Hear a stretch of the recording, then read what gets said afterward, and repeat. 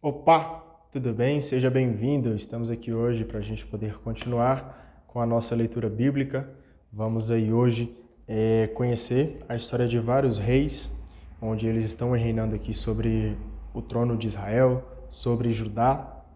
E vamos também continuar com a história do profeta Eliseu, um homem que foi enviado por Deus ali para ajudar nas questões políticas, sociais, para ajudar o povo de Israel a seguir o caminho de Deus. Só que nós vamos enfrentar muitos problemas aqui, eles enfrentaram bastante problemas. Então nós vamos ler essa leitura aqui para a gente poder entender o que ela tem para nos ensinar hoje. E uma coisa que eu quero já deixar bem claro, que a gente vai ler aqui bastante histórias, a gente está lendo aqui, né, os livros históricos. Como eu já expliquei, a Bíblia ela é dividida em partes para que a gente possa entender mais do que a divisão do Antigo e Novo Testamento. Tem aí o Pentateuco, livros históricos, mais para frente também tem os Evangelhos. Então a Bíblia ela é dividida para que a gente entenda de uma forma um pouco melhor, tá? Então a gente está hoje, o segundo livro de Reis, ele faz parte dos livros históricos, como o próprio nome diz, são histórias contadas.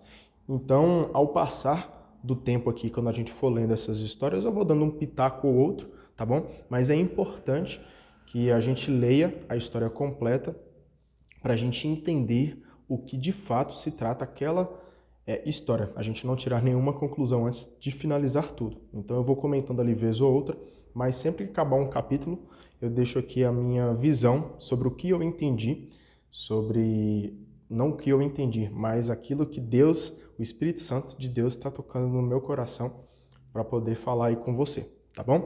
Então pegue aí a sua Bíblia, vamos pedir, né, a presença do Espírito Santo para que a gente possa fazer aqui uma leitura orante e a gente possa entender da forma que Ele quer.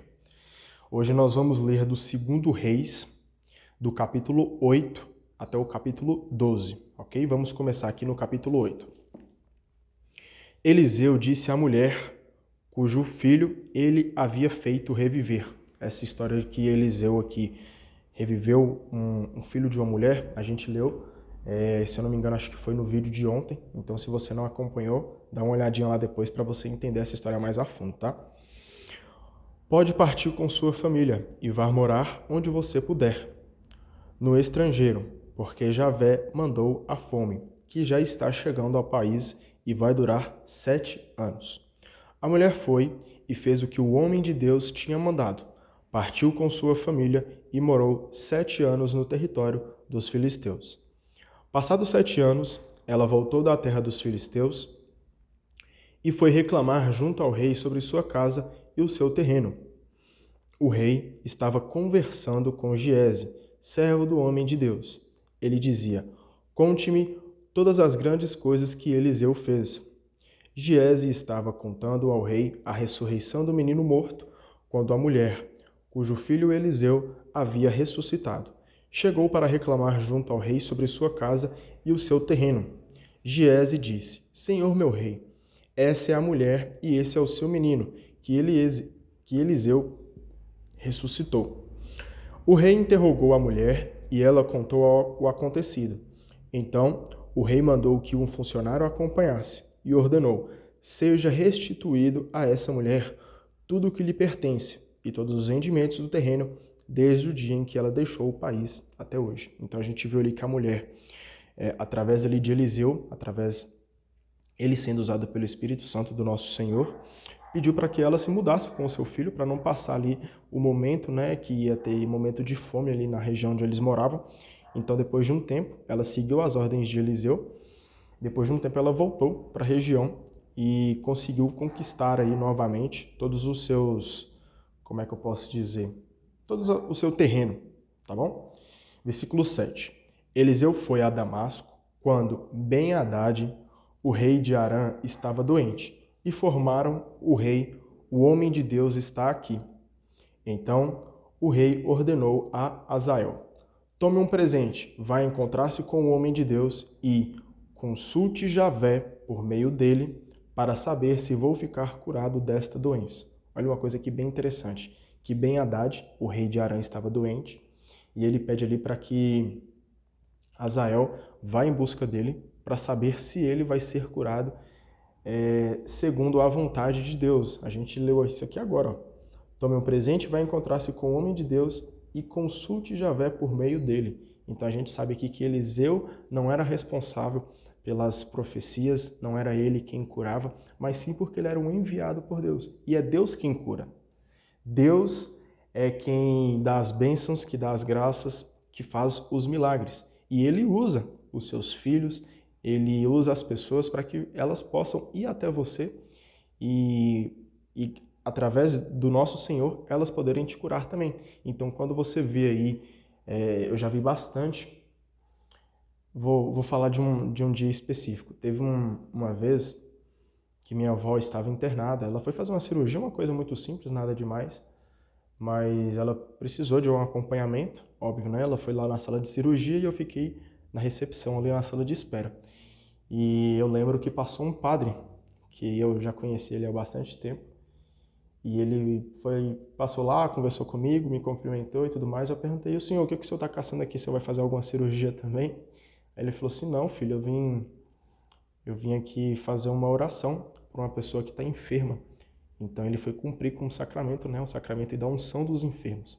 Pedir para que Deus possa abençoar aquela pessoa, se for da vontade dele, ele curar aquela pessoa. Se também não for, se aquela pessoa vier a falecer, que Deus possa aí ter misericórdia pelaquela vida daquela pessoa, que ela possa se arrepender verdadeiramente dos pecados, né?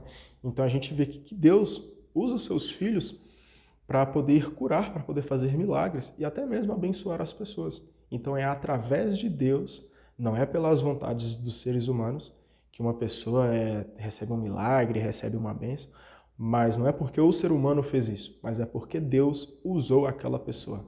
Então é muito importante a gente sempre salientar isso e pedir para que a gente possa ser um instrumento de Deus. Eu não sei se algum dia eu vou ser capaz de salvar a vida de alguém e não me cabe a mim desejar isso. Se for da vontade de Deus ele me usar como um instrumento dele para salvar a vida de alguém, eu vou ficar muito feliz. Se também não for da vontade dele, eu vou ficar feliz também. Mas é importante a gente estar sempre conectado com Deus para que ele possa fazer aquilo que ele quer diante da nossa vida. Azael foi encontrar-se com Eliseu, levando como presente uma carga de 40 camelos, carregados de tudo o que havia de melhor em Damasco. Chegando à presença de Eliseu, disse: Seu filho Ben-Hadad, rei de Arã, mandou perguntar ao Senhor se ele vai ficar bom da doença. Eliseu respondeu: Diga ao rei que ele poderá ficar bom. No entanto, Javé me mostrou que ele certamente vai morrer. Então aqui ele vai ficar bom, ele vai ficar curado ali, mas ele vai vir a falecer. Nesse momento, Eliseu ficou com o rosto imóvel e o olhar fixo, e o homem de Deus começou a chorar. Azael perguntou: Por que é que o senhor está chorando? Eliseu respondeu: Porque eu sei o mal que você fará aos israelitas. Olha essa profecia aqui. Você vai incendiar as fortalezas, passar a fio de espada os jovens, esmagar as crianças e rasgar o ventre das mulheres grávidas. Azael perguntou: Mas quem é este seu servo?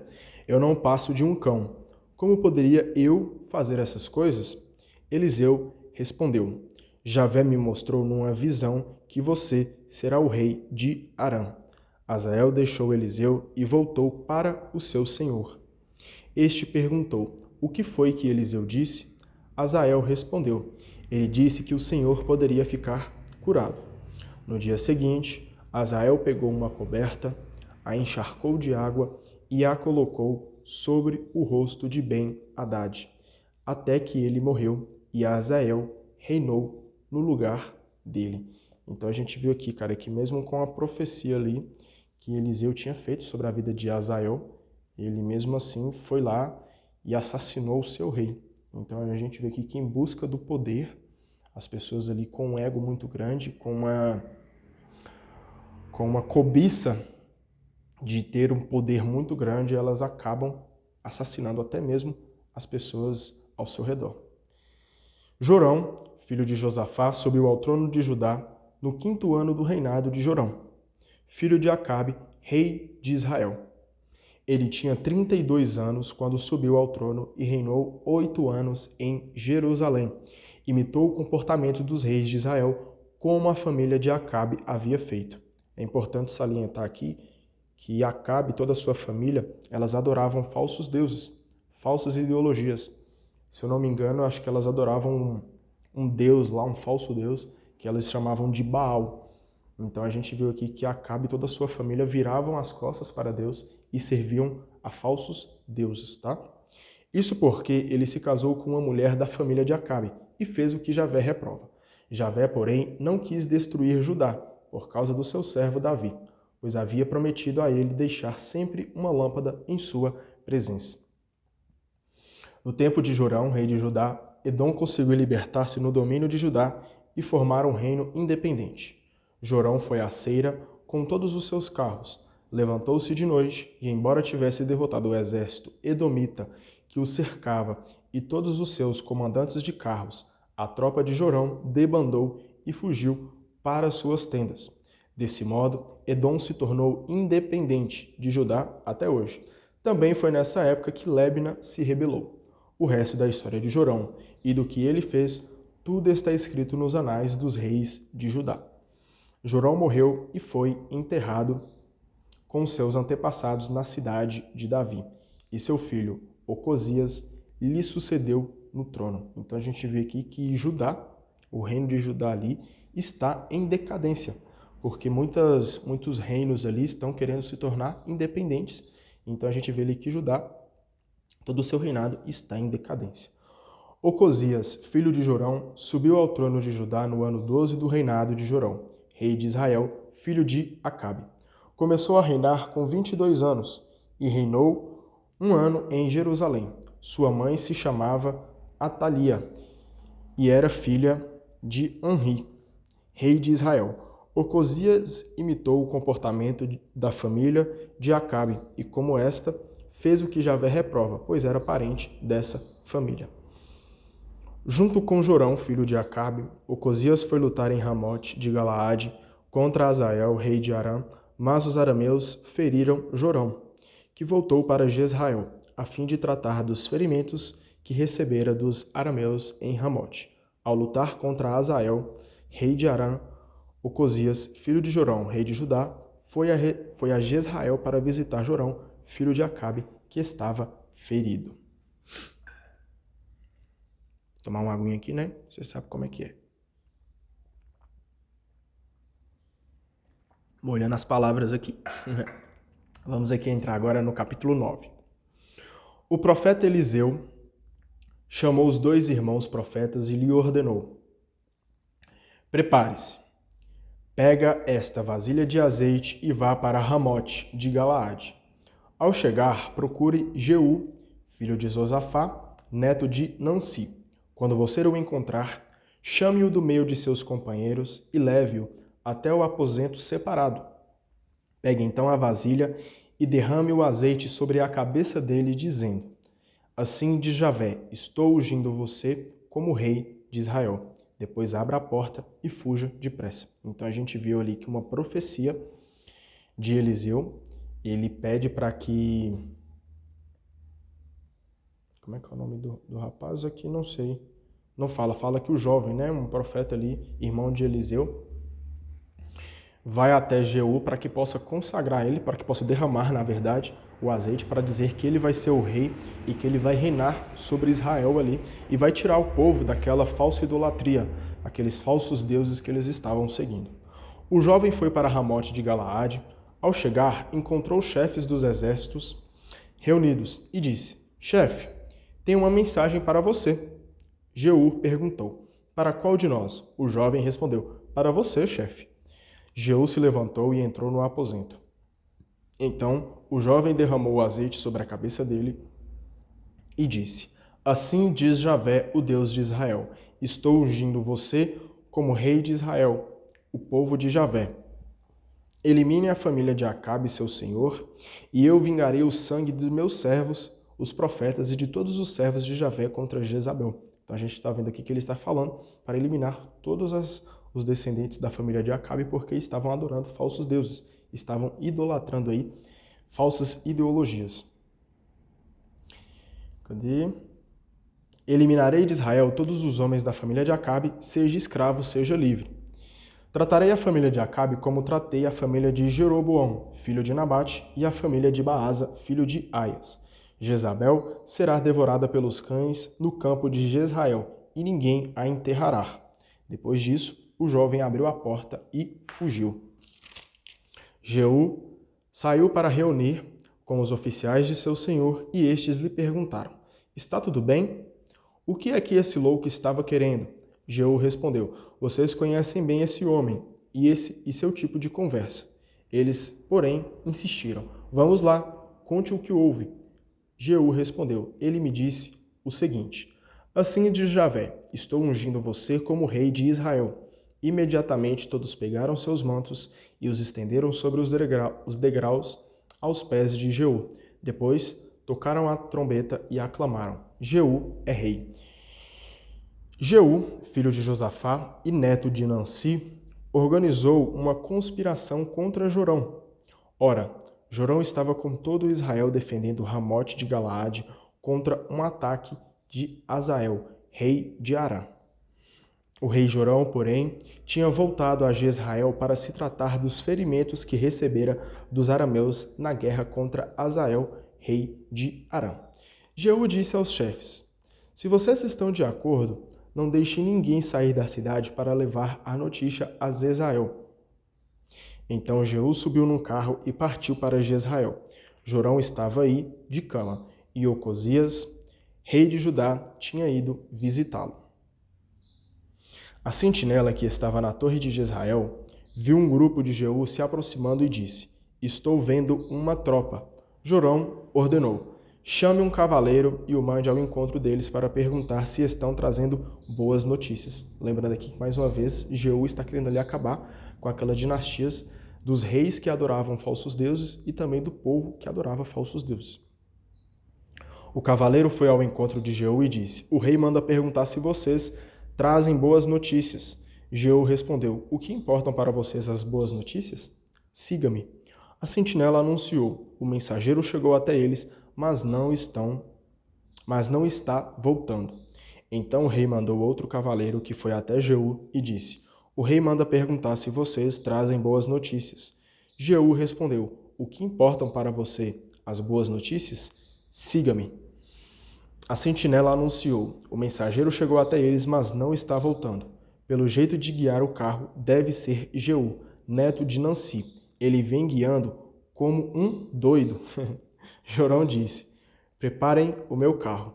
O carro foi preparado e Jorão, rei de Israel, e Ocosias, rei de Judá, cada qual no seu carro, saíram ao encontro de Jeú e se encontraram com ele na propriedade de Nabote de Jezrael. Ao ver Jeú, Jorão perguntou: Está tudo bem, Jeú? Este respondeu: Como pode estar tudo bem, se continuam as prostituições de sua mãe Jezabel e as inúmeras magias? Olha para você ver. A gente viu aqui, cara, os pecados gravíssimos que essas pessoas estavam cometendo, né? Jorão pergunta para Jeú: Está tudo bem? E ele vai e fala, né? Como é que pode estar tudo bem se vocês continuam as prostituições de sua mãe Jezabel e as inúmeras magias?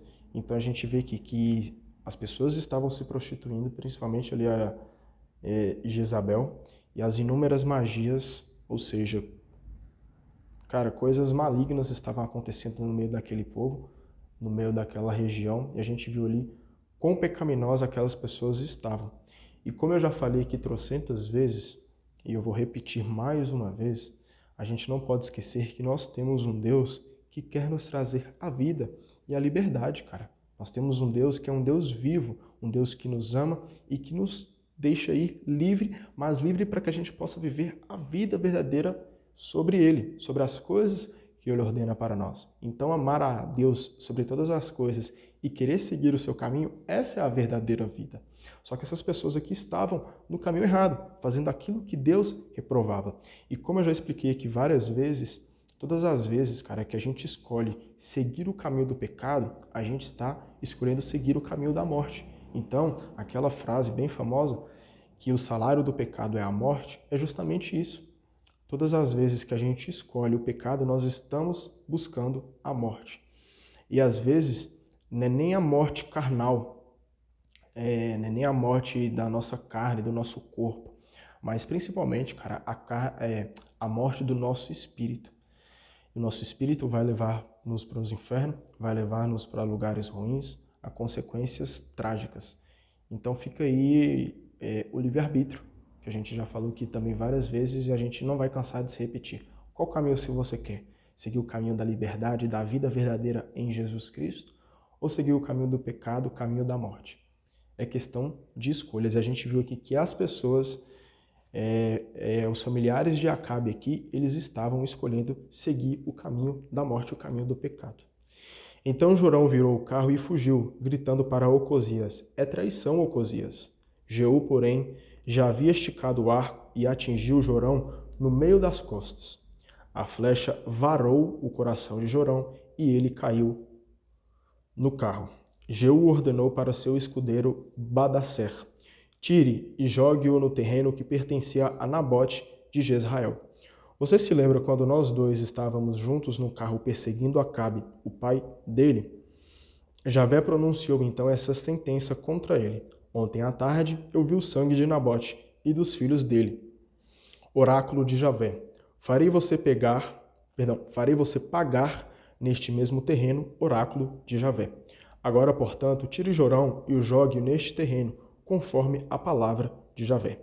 Vendo isso, Ocosias, rei de Judá, fugiu pelo caminho de Bet-Gam. Jeú perseguiu e gritou: matem Ocosias também. E ele foi ferido no seu carro, na subida de Gaver, perto de Geblaam. Refugiou-se em Meguido, onde morreu, e foi levado num carro pelos seus servos para Jerusalém e enterrado no seu túmulo, juntamente com seus antepassados, na cidade de Davi. Ocosias tinha subido ao trono de Judá no ano 11 do reinado de Jorão, filho de Acabe. Jeú foi para Jezrael. Ao saber disso, Jezabel pintou os olhos, enfeitou a cabeça e ficou na janela. Quando Jeú atravessou a porta da cidade, ela perguntou: está tudo bem, ó Zambre, assassino do seu senhor? Jeú olhou para a janela e disse: quem está comigo? 2 ou 3 funcionários disseram que estavam do lado dele.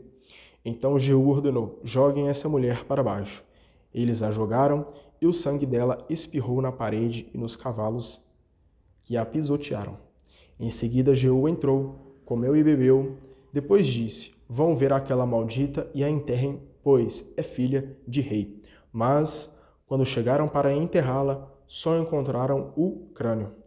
E os pés e as mãos. Foram contar a Jeú e ele disse: esta foi a palavra que Javé pronunciou por meio do seu servo Elias, o tesbita.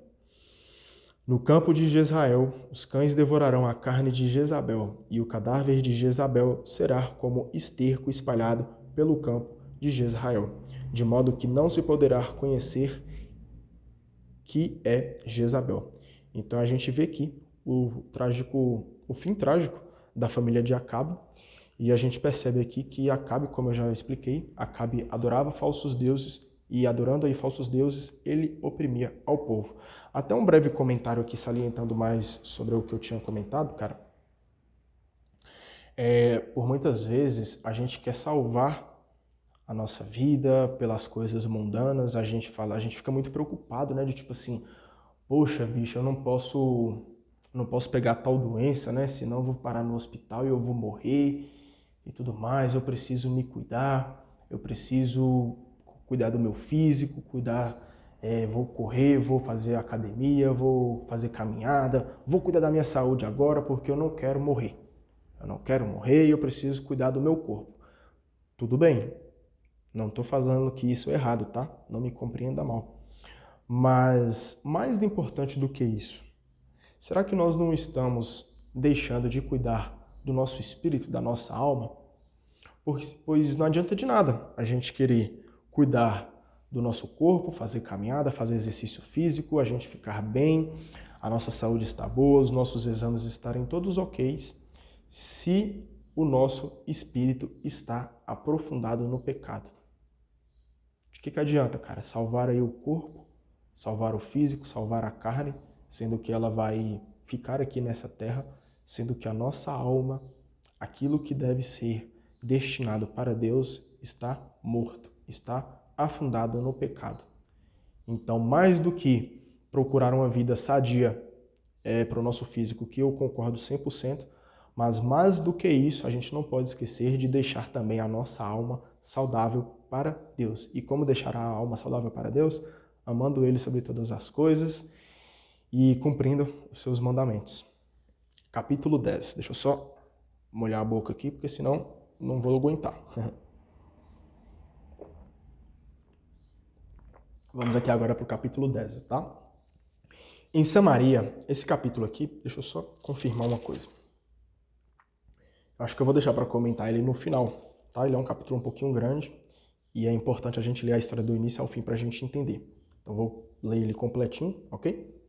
E no final eu dou um parecer aqui para você. Em Samaria havia 70 filhos de Acabe. Jeú escreveu cartas e as enviou para Samaria aos chefes da cidade, aos anciãos e tutores dos filhos de Acabe.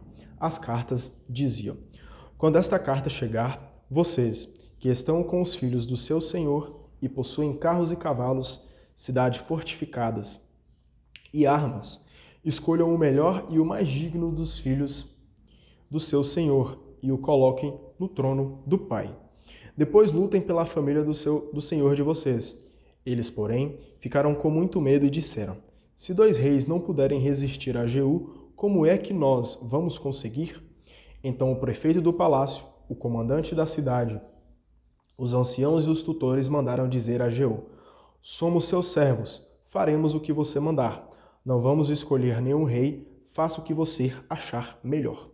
Jeú escreveu outra carta dizendo: se vocês estão do meu lado e querem me escutar, façam o seguinte: peguem os cabeças dentre os homens da família do seu senhor e venham aqui em Jezrael amanhã, nesta mesma hora. 70 filhos do rei moravam nas casas dos notáveis da cidade, onde eram educados. Quando a carta chegou, eles pegaram os filhos do rei, degolaram os 70, puseram as cabeças dentro de cestos e mandaram para Jezrael. O mensageiro anunciou a Jeú: eles trouxeram as cabeças dos filhos do rei. Jeú ordenou: façam com as cabeças 2 montes na entrada, junto à porta da cidade, e deixem aí até amanhã de manhã. E de manhã Jeú saiu e em pé falou a todo o povo: vocês são inocentes. De fato, eu conspirei contra meu senhor e o matei, mas esses outros aqui, quem foi que os matou? Pois fiquem sabendo que não ficará sem se cumprir nenhuma palavra que Javé pronunciou contra a família de Acabe. Javé realizou o que havia dito por meio do seu servo Elias. E Jeú matou também todos os que restavam da família de Acabe em Jezrael, notáveis, parentes e sacerdotes. Não sobrou nenhum. Jeú foi para Samaria. No caminho em Curral dos Pastores, encontrou parentes de Ocosias, rei de Judá, e perguntou: quem são vocês? Eles responderam: somos parentes de Ocosias, e estamos indo visitar os filhos dos reis e o filho da rainha mãe. Jeú ordenou: prendam vivos esses homens. Eles foram presos vivos e depois degolados no poço de Curral. Eram 42 e não sobrou nenhum.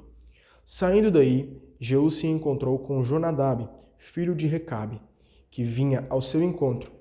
O cumprimentou e lhe disse: você é leal para mim como sou para você? Jonadab respondeu: sou. Jeú replicou: então, dê-me a mão. Jonadab estendeu-lhe a mão e Jeú fez-o subir ao seu lado no carro, dizendo: venha comigo, que você verá o zelo que eu tenho por Javé. E levou-o no carro. Olha que frase bacana. Venha comigo que você verá o zelo que eu tenho por Javé. Ao entrar em Samaria, mandou matar todos os sobreviventes da família de Acabe que estavam em Samaria. Exterminou toda a família de Acabe, como Javé tinha dito a Elias. Jeú reuniu todo o povo e falou: Acabe tinha servido pouco a Baal. Jeú serviu-lo muito mais. Agora, portanto, chamem todos os profetas de Baal, que é aquele falso Deus que eu tinha comentado com vocês, que era as pessoas estavam virando as costas para Deus, estavam adorando esse falso Deus aqui chamado Baal. Todos os seus fiéis e sacerdotes. Ninguém deve faltar, pois quero oferecer um grande sacrifício a Baal. Quem faltar, morrerá. Jeú agiu com astúcia para acabar com os fiéis de Baal. Jeú ordenou: convoquem uma festa solene em honra de Baal e eles convocaram. Jeú enviou mensageiros para todo Israel e todos os fiéis de Baal se apresentaram, ninguém faltou. Foram para o templo de Baal, que ficou lotado.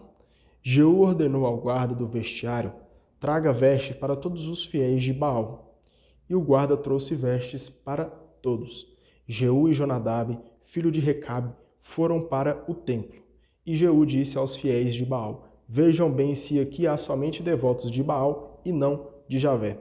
Então Jeú se aproximou para oferecer sacrifícios e holocaustos. Jeú, porém, tinha colocado do lado de fora 80 homens com esta ordem: quem deixar escapar uma só dessas pessoas que eu vou entregar a vocês, pagará com a própria vida.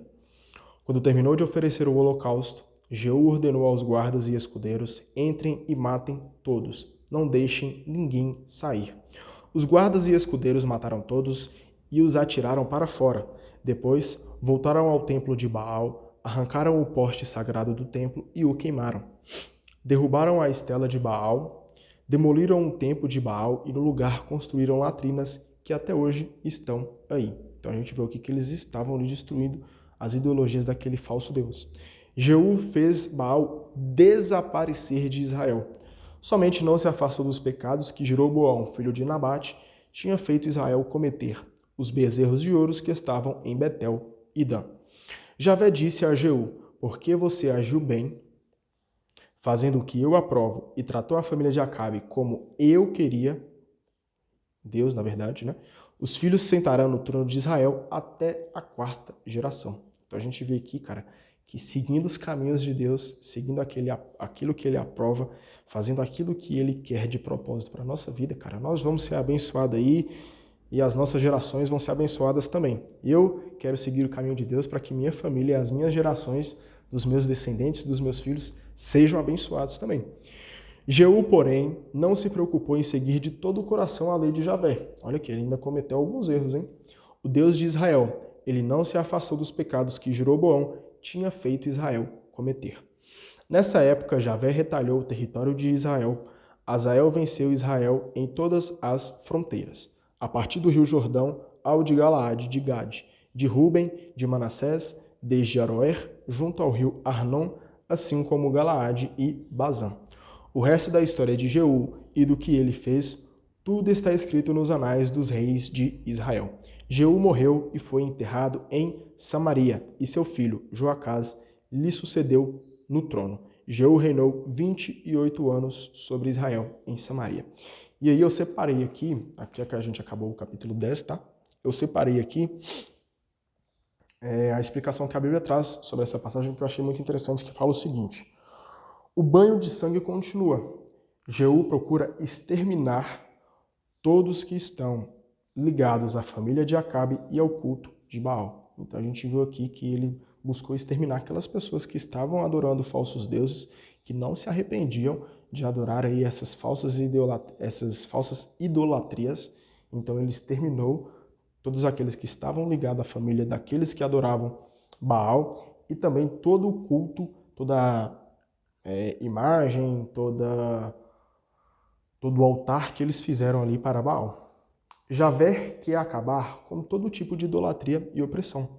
Então Deus quer acabar com os falsos deuses aí, para que você não idolatre coisas erradas, coisas que vão te oprimir, pois a gente sabe aqui que Baal, ele causava opressão para o povo. Cabe aos homens a difícil tarefa de escolher os meios para realizar a vontade divina. Então, fazendo aquilo que Deus quer, nós vamos acabar aí com as falsas idolatrias, tá bom? Vamos aqui agora entrar no capítulo 11.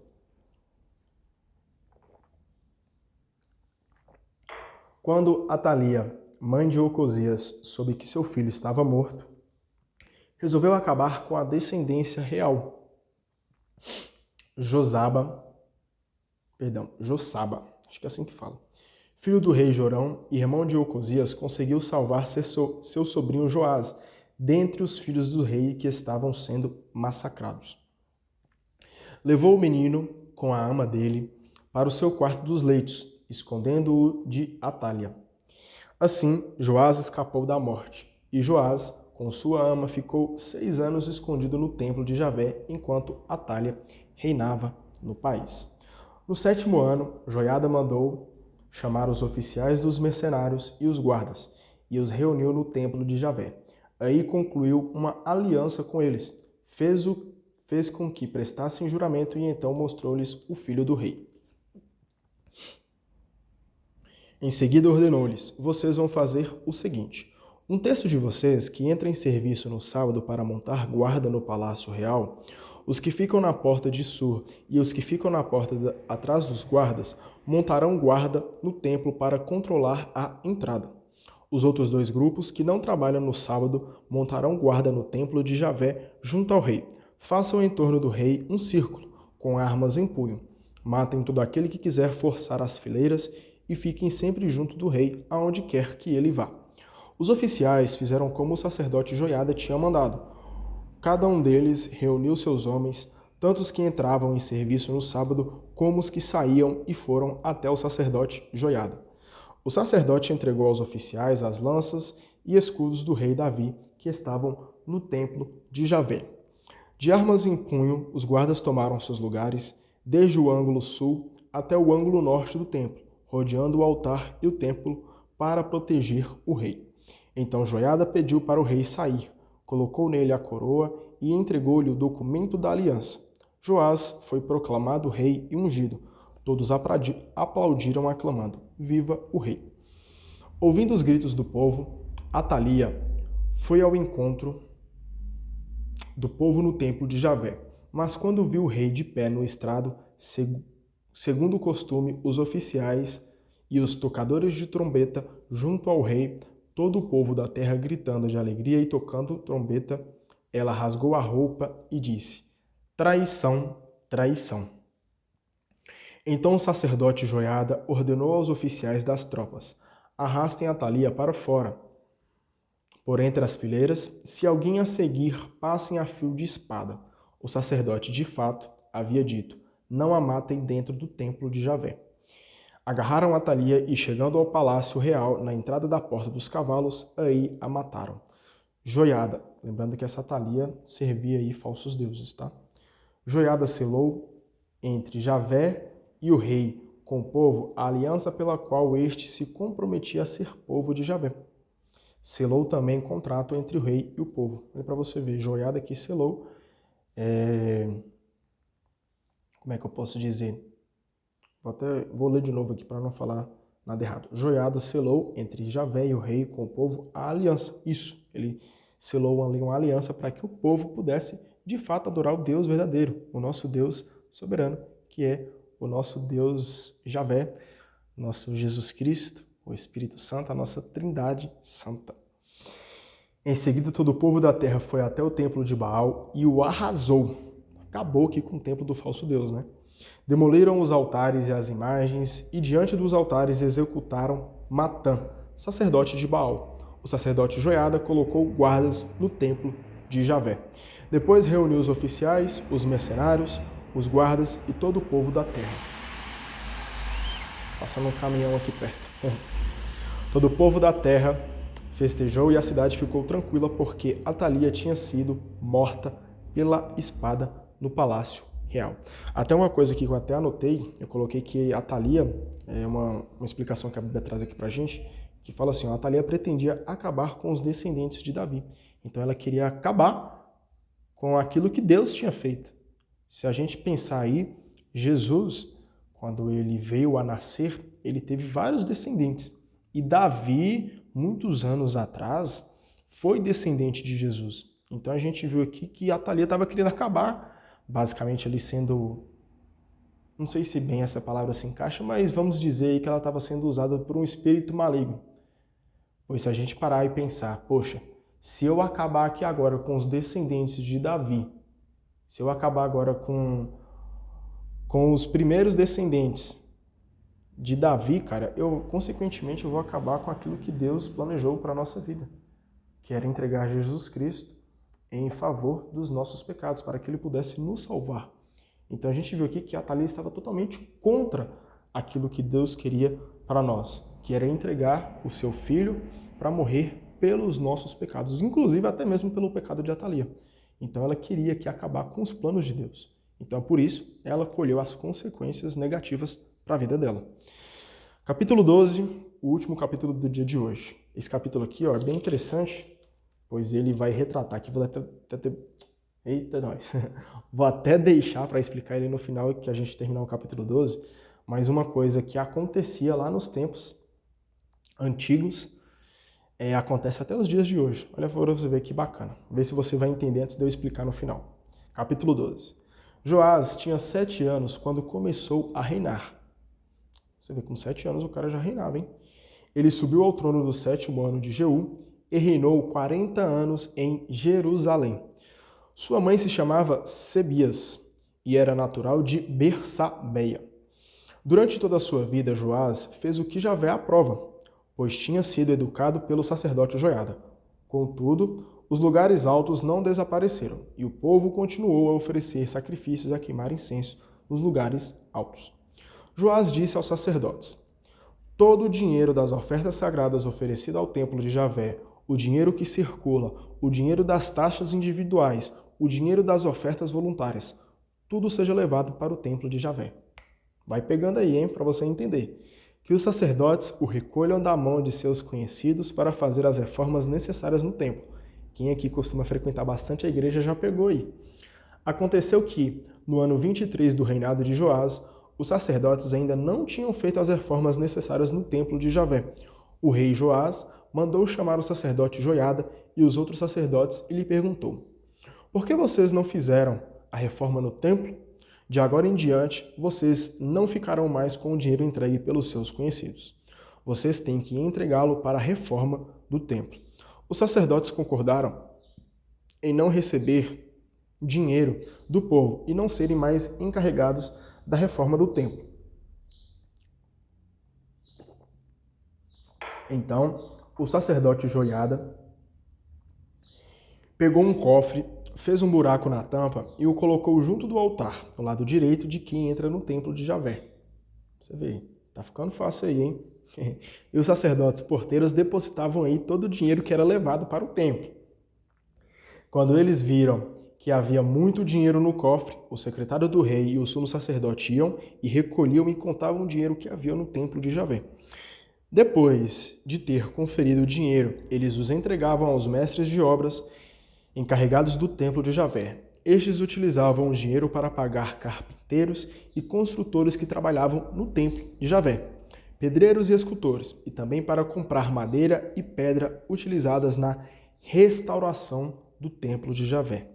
Com esse dinheiro oferecido para o templo de Javé, não se faziam taças de pratas, facas, bacias para aspersão, trombetas, nem objetos de ouro ou prata.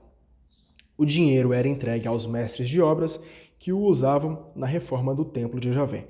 Nem se pediam contas aos homens que recebiam o dinheiro para pagar os operários, porque eles agiam com honestidade. Contudo, o dinheiro oferecido para os sacrifícios de reparação e os sacrifícios pelos pecados não era destinado para o templo de Javé, mas para os sacerdotes. Azael, rei de Arã, depois de fazer guerra contra Gate e tomá-la, resolveu subir para atacar Jerusalém. Então Joás, rei de Judá, pegou os objetos que seus antepassados, Josafá, Jorão e Ocosias, reis de Judá, haviam consagrado e que ele próprio havia consagrado, todo o ouro que existia nos tesouros do templo de Javé e no palácio real. Pegou tudo isso e entregou a Azael, rei de Arã. Então este se retirou de Jerusalém. O resto da história de Joás e do que ele fez, tudo está escrito nos anais dos reis de Judá. Seus oficiais se rebelaram e o traíram. Joás foi morto em Bet-Melo, na descida do aterro. Foram seus oficiais Josacar, filho de Semaate, e Josabade, filho de Somer, que o feriram de morte. Joás foi enterrado com seus antepassados na cidade de Davi, e seu filho Amazias lhe sucedeu no trono. Então aqui, aquilo que eu falei que eu ia explicar no final, cara, quem foi esperto aí já entendeu há muito tempo, não precisa nem da minha explicação.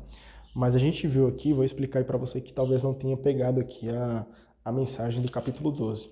A gente viu ali que Joás estava reinando sobre o trono de Judá. É isso? Acho que é isso. Desculpa, não sei se ele estava sobre o trono de Judá ou sobre o trono de Israel.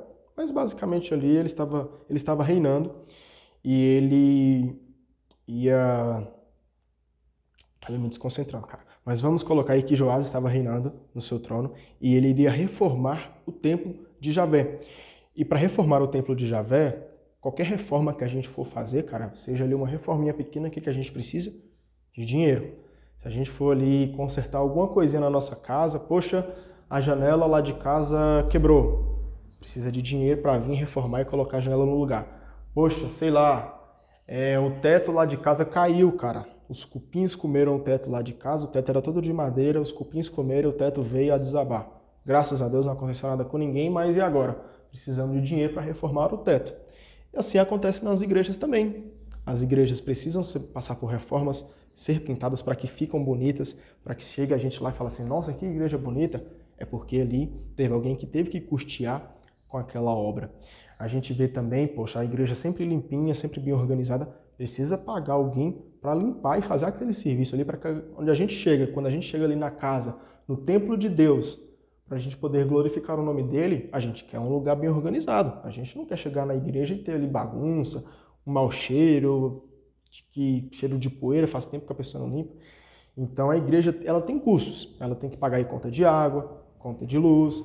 Para quê? Para que a gente possa usufruir da casa de Deus da melhor forma possível. Então a gente viu aqui que desde antigamente, já que no tempo de Joás, as pessoas recolhiam o dízimo, recolhiam a oferta para poder custear o templo e os gastos que tinham ali da casa do Senhor. Então é por isso, olha para você ver, é bíblico recolher aí o dízimo para que a gente possa deixar a casa de Deus sempre bem organizada. Então seja você também um dizimista para que você possa ajudar aí a deixar a casa de Deus bem organizada, tá bom? Muito obrigado pela tua presença no dia de hoje. Obrigado aí pelo seu acompanhamento aqui nesse projeto da leitura bíblica, tá bom? Deus abençoe muito você. Amanhã nós estamos aqui de volta. Até mais.